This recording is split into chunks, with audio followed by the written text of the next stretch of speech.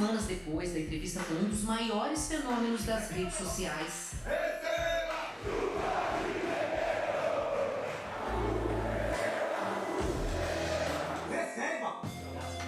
o Fantástico mostra que estava censurado por ordem da justiça.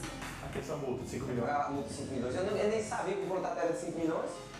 Faz as perguntas que estavam no ar há 15 dias. Você considera esse contrato um contrato equilibrado? Você falava de valores para ele. O que Alan, o primeiro empresário do Luva de Pedreiro, responde, você vai acompanhar ao longo dessa reportagem. Enquanto a gente gravava com Alan no Rio de Janeiro, uma outra equipe do Fantástico estava com o Irã, o Luva, na região metropolitana do Recife, na casa nova em que ele mora. A vida de Luva girou 180 graus de fevereiro para cá, desde que ele assinou um contrato. Ele multiplicava seguidores dia a dia. Chegou a mais de 18 milhões no TikTok, mais de 17 milhões no Instagram, 2 milhões no Facebook e mais de 1,5 milhão no YouTube. Era chamado para fazer propagandas de grandes marcas. Contrato no exterior, é? Aparecia ao lado de celebridades. Era convidado para fazer trabalhos no exterior. Só que os mais chegados, que acompanhavam essa subida vertiginosa, não entendiam por que o criador do bordão mais famoso dos últimos tempos Receba! diz que não recebia por tanto sucesso. Rapaz, ele nunca chegou a nada, ninguém não sabe nem quanto tem, nem que nada. Dizia que ia construir a casa em nada. Oxi. Dizia que era pra gravar toda hora conteúdo, quantidade, ele queria quantidade, porque ela tava igual prisioneiro, pô. Luva estava se referindo ao seu antigo empresário, Alan Jesus, dono da empresa ASJ Consultoria. Tudo isso Irã contou ao repórter Maurício Ferraz, mas boa parte do material não foi ao ar porque Alan obteve uma liminar impedindo a divulgação de informações sigilosas sobre o contrato que ele e Luva assinaram. A Rede Globo recorreu e essa semana essa proibição deixou de existir. Portanto, você vai ver aqui trechos da entrevista do Luva, de parentes dele, que foram gravados e que não foram exibidos 2 semanas atrás. 2 semanas atrás, o ex-empresário Alan também ficou de se encontrar aqui com o repórter Maurício Ferraz, nesse endereço, sede da Rede Globo, no Rio de Janeiro. O que aconteceu depois, a gente já sabe. Ele desistiu da entrevista e entrou na justiça. Agora, ele ficou de se encontrar com a gente nesse mesmo endereço. Eu estava sendo ameaçado de morte, como foi enviado para vocês. Vazaram os meus dados pessoais. Eu precisei pedir ajuda, eu precisei pedir socorro. Na conversa com o Fantástico, Alan conta o que chamou a atenção do Luva de Pedreiro, na época em que Luva somava 200 mil seguidores. Olha, eu vi nele o carisma, a coisa autêntica, aquele conteúdo nativo, né? Ele tinha elementos que eu tinha certeza que daria muito certo, né? Como uma narrativa voltada para a jornada do herói, né? Aquele garoto que sonha em ajudar sua família, sonha em crescer no seu trabalho, sabe? Veio então o contato com o Irã, lá na Bahia, e um contrato em que Alan se torna empresário do Luva de Pedreiro.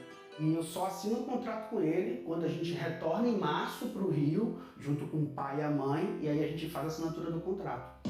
Irã e a família deixaram a cidade de Quijingue para morar no apartamento de outro influenciador, também cliente de Alan no Rio de Janeiro. Mas o Luva continuava gravando os vídeos na casinha dele na Bahia. Alan mostrou áudios indicando que ele havia explicado detalhes do contrato, como a porcentagem que Irã receberia pelos trabalhos. A gente vai estar ajudando vocês em tudo, tá? Eu vou colocar a internet na casa de vocês, cuidar de tudo. Tudo que a gente ganhar de dinheiro vai ser repassado à parte de vocês, metade de tudo, e a gente vai prestar conta, vai dizer para vocês quanto entrou, quanto saiu. Eu tive esse cuidado de primeiro explicar para todos eles como iria funcionar. Não tinha nenhum advogado presente? Não tinha, eu fiz a leitura do contrato para o Irã. O Irã é extremamente inteligente, tá? O Irã, ele sabe ler. O que dizia esse contrato? Eu sei lá, nem li, não sabia de nada. Eu não sei muito ler não, esse negócio. Sou meio fraco. Você estudou até... Até a 7ª. E teu pai também não? O pai não sabe não também, pai não sabe, não estudou não. Né? A irmã de Irã diz que ele nunca escreveu as próprias legendas quando postava. Você quer que eu te ajude? Posso te ajudar? Aí ele só soltava o vídeo pra mim colocar a legenda e responder. Ele não tinha essa dinâmica. Por isso, ela ficou preocupada quando soube que os pais analfabetos e o irmão, que não sabe ler e escrever direito, ficaram sem qualquer supervisão durante a assinatura de um contrato importante, cheio de cláusulas que previam punições em caso de rescisão e apenas para uma das partes, para o Irã. Existe uma multa muito grande, né, muito alta, 5.200.000 reais, só para um lado. Por exemplo, o contrato que eu tenho com o meu outro criador de conteúdo é o mesmo contrato do Irã. Você considera esse contrato um contrato equilibrado? Com certeza. Quando nós falávamos que nós ia sair um dia, dizia que não tinha como nós sair não, que nós não tínhamos dinheiro para pagar. Como que você pagaria esse dinheiro pra essa multa aí? O pai ia ficar chorando direto, pô. O que eu sinto mais é isso, a enganação que ele fez com nós. O senhor se sentiu enganado? Eu senti muito enganado.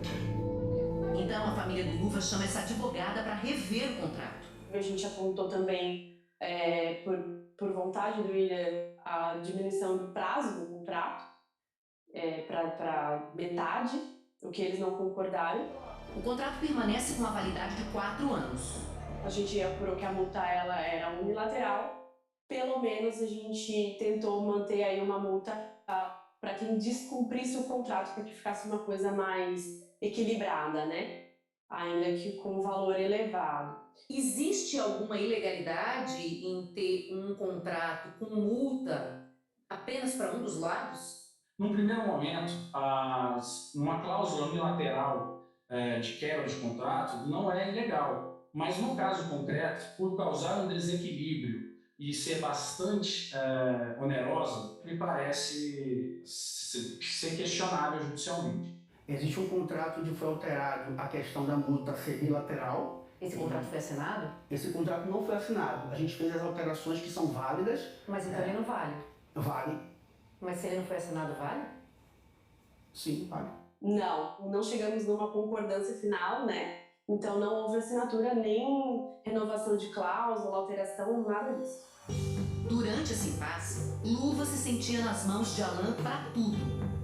Ele ficou me prometendo coisas assim demais, quando chegou esse tempo agora, prometendo nada eu se veio.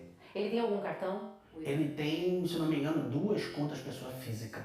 Onde ele falava, não, eu preciso de X para comprar isso. Então não chega. Mas era sempre pedindo para vocês, sempre tinha que Olha, pedir. Juliana, nunca faltou nada para ele. Temos um calendário que eu preciso respeitar de recebimento, certo?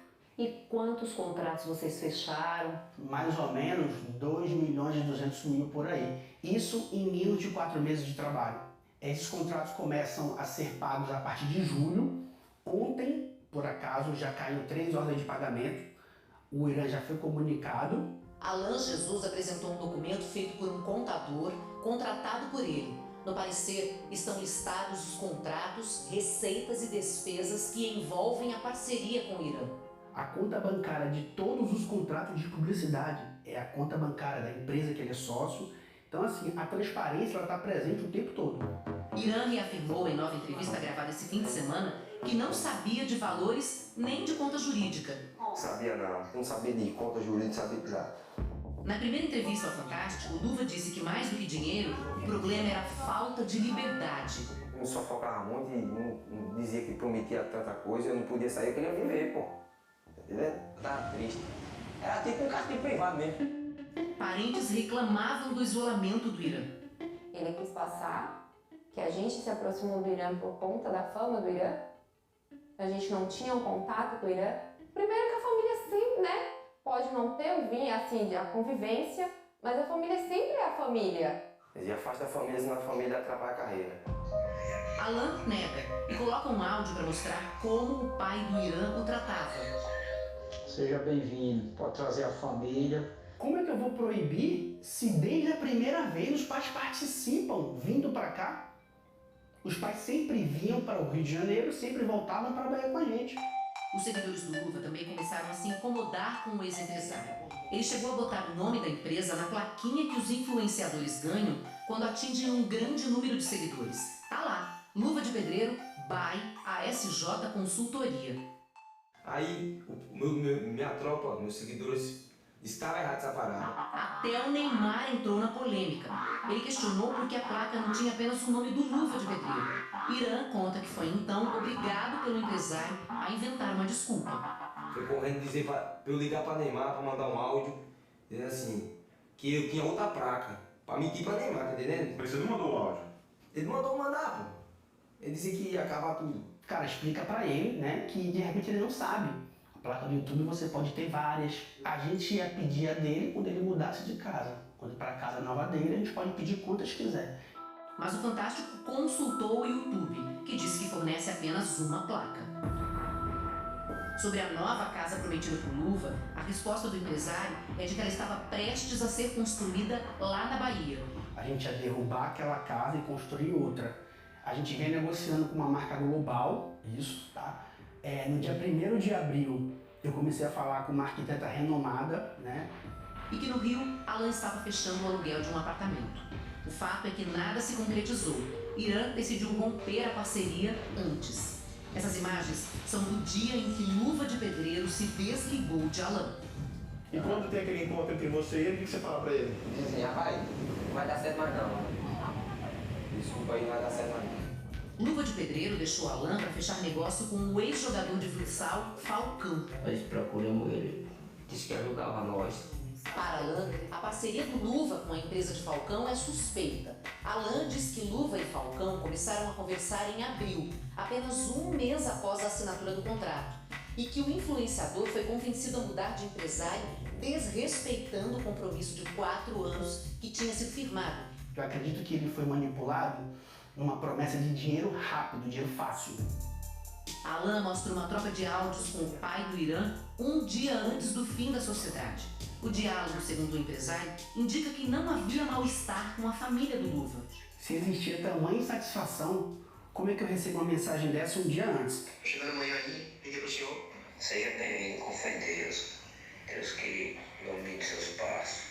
Vocês chegaram a orquestrar algum movimento para aliciar o Luva de Pedreiro? Não teve investida. A investida que teve foi para contratar ele como influenciador em fevereiro com o empresário dele. A investida com o Irã em abril foi o Irã que me procurou. E eu tenho todas as conversas ali.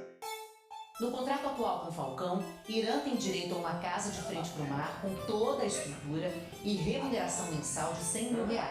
Além disso, o Luva agora vai ficar com 60% do cachê de cada novo trabalho. O embate com Alan vai continuar na justiça.